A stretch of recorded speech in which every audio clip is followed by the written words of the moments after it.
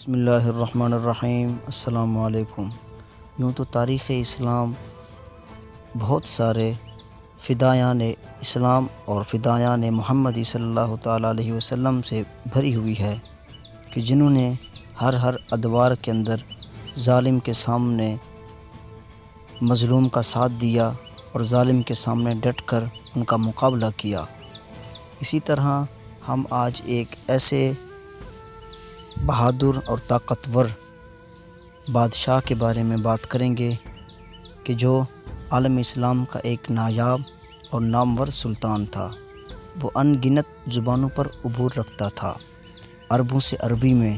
منگولوں اور تاتاریوں سے تاتاری میں، یونانیوں سے یونانی میں، حبشیوں سے ان کی زبان میں، اور اس طرح دوسری اقوام سے ان کی ہی زبان میں گفتگو کرنے کی مہارت رکھتا تھا۔ ناظرین، سلطان بننے سے پہلے وہ جگہ جگہ ایک غلام کی حیثیت سے دھکے کھاتا پھرتا تھا، لہٰذا اس نے اس دوران میں مختلف زبانیوں میں مہارت حاصل کر لی تھی۔ وقت کی آنکھ نے اسے کبھی ایک گڈریے کی صورت میں دشت قپچاق میں بھیڑ بکریاں چراتے ہوئے دیکھا، آسمان نے اسے کبھی دمشق شہر میں بردہ فروشوں کی منڈی میں ایک غلام کی حیثیت سے بکتے دیکھا، کبھی اس نے دمشق اور مصر کے امراء کی نوکری اور چاکری کرتے ہوئے وقت گزارا، اور کبھی رزم گاہ میں ایک صف شکن لشکری کے سنگ میں بھی دیکھا گیا، اور کبھی وقت کی تیز آنکھ نے اسے اسلامی لشکر کے سالار اعلیٰ کی حیثیت سے بھی دیکھا۔ مشہور امریکی مورخ ہیر لڈیم اس کے متعلق لکھتا ہے، اسے اپنے سوا کسی پر اعتبار نہ تھا، اس لیے وہ بھیس بدل کر خود گشت لگاتا اور اپنے لیے خود ہی دشمنوں کی مخبری کرتا تھا۔ وہ اپنے ہم پیالہ ہم نوالہ ساتھیوں کو چھوڑ کر تنہا نکل جاتا، کبھی اسے مصر میں دیکھا جاتا اور کبھی وہ دوسرے دن فلسطین میں نمودار ہوتا۔ 4 دن بعد لوگ اسے عرب کے ریگزاروں میں دیکھتے اور اس کے چند دن بعد وہ خانہ بدوشوں کی سی تیز رفتاری کسی دوسری جگہ لوگوں کو دکھائی دیتا۔ جن دنوں وہ عالم اسلام کا سلطان بنا، ان دنوں منگولوں نے مسلمانوں پر حملہ آور ہو کر ان کے بیشتر علاقوں کو تباہ و برباد کر دیا تھا، اور ہلاکو خان مسلمانوں کے علاقوں میں دندناتا پھرتا تھا۔ ایک بار ایک منگول مغنی کے بھیس میں وہ اکیلا اور تنہا ہلاکو کی سلطنت میں داخل ہوا اور کریا چل پھر کر جاسوسی کرتا رہا۔ چونکہ وہ مختلف زبانوں پر عبور رکھتا تھا اور جاسوسی میں بھی مہارت کا حامل تھا،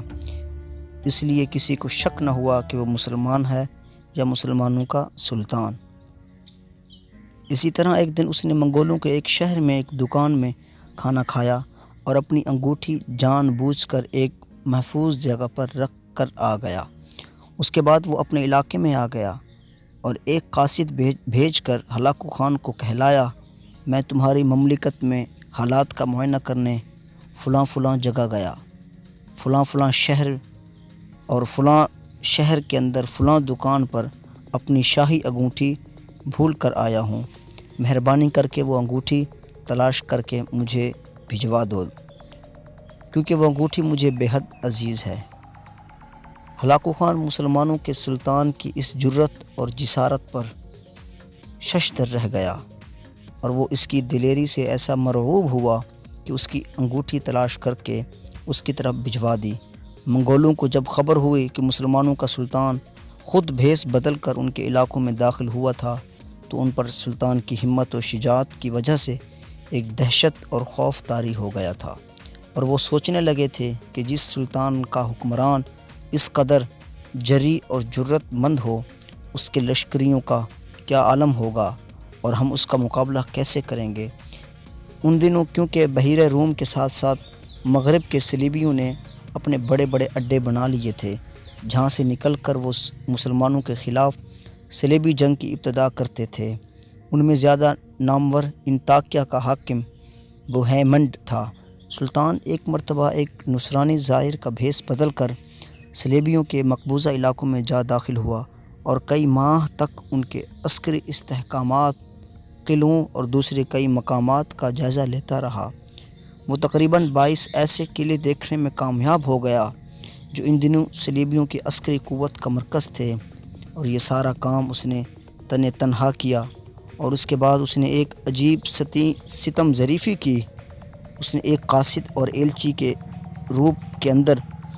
جنگل میں ایک ہرن کا شکار کر کے ہرن لے کر انطاکیہ کے بادشاہ بوہیمنڈ کے دربار میں حاضر ہوا اور اسے وہ شکار پیش کر کے کہنے لگا، عالی جاہ، مجھے مصر کے سلطان الملک الظاہر نے بھیجا۔ پتہ چلا ہے کیونکہ آپ شکار کا بہت شوق رکھتے ہیں اور ان دنوں شکار کے قابل نہیں، لہٰذا انہوں نے یہ تازہ شکار بطور ہدیہ بھیجا، اسے قبول فرمائیے، میرے آقا آپ کے شکر گزار ہوں گے۔ سلطان جب گفتگو کرنے اور شمار بادشاہ انطاکیہ کے حوالے کرنے کے بعد وہاں سے نکل گیا تو چند دن بعد انطاکیہ کے بادشاہ پر کسی نے انکشاف کیا کہ جو شخص تمہارے پاس ہرن کا شکار لے کر آیا تھا وہی مسلمانوں کا سلطان تھا۔ اس انکشاف پر نصرانیوں کے بادشاہ بوہیمنڈ پر خوف اور لرزہ طاری ہو گیا تھا۔ ایسے ناقابل یقین مارکے سر انجام دینے اور عین الجالوت پر اپنی پہلی بار منگولوں کو عبرتناک شکست دے کر مسلمانوں پر اپنی دہشت کا سکہ جمانے والے منگولوں کو سر بازار گھما کر ذلت اور رسوائی عطا کر کے مسلمانوں کے قلوب سے منگولوں کے خوف و دہشت کا غلبہ زائل کرنے والے اس نادر اور نایاب اور جاہ و جلال کی سی مزین ہستی کا نام ناظرین سلطان رکن الدین بیبرس تھا۔ سلطان رکن الدین بیبرس منگولوں کی فتوحات اور مسلمانوں پر مظالم ڈھا کر اپنی دہشت کا سکہ جما کر حکومت کرنے والے ہلاکو خان کے متعلق کہا کرتے تھے کہ وقت آنے پر ہم ان کو بتا دیں گے کہ اللہ کے لیے لڑنے والے کبھی شکست تسلیم نہیں کرتے۔ اور پھر وقت نے ثابت کیا کہ سلطان رکن الدین بیبرس اپنے قول و قرار کا کس قدر پاسدار تھا۔ باوجود اس کے کہ دیگر نامور اسلامی شخصیات کی طرح تاریخ سے اسے ذہین و فتین اور دلیر اور بے باک ہستی کے نقوش بھی ایک منظم سوچ اور سازش کے تحت بڑی سنگ دلی، مہارت اور عیاری سے ممکنہ حد تک مٹا دیے گئے، لیکن کچھ مدھم نقوش ابھی بھی سلامت ہیں۔ لیکن اس سے بھی زیادہ دکھ کی بات یہ ہے کہ ہم عشق، محبت کی کہانیوں کے اندر تو دل دادا تو ہیں ہی، مگر افسوس کی بات ہے کہ ہم نے اپنے جو اسلاف ہیں ان کے نظریات کو چھوڑ دیا، جنہوں نے اسلام کو ہم تک پہنچایا، جنہوں نے اسلام کی خاطر اپنی جانوں کے نذرانے پیش کیے،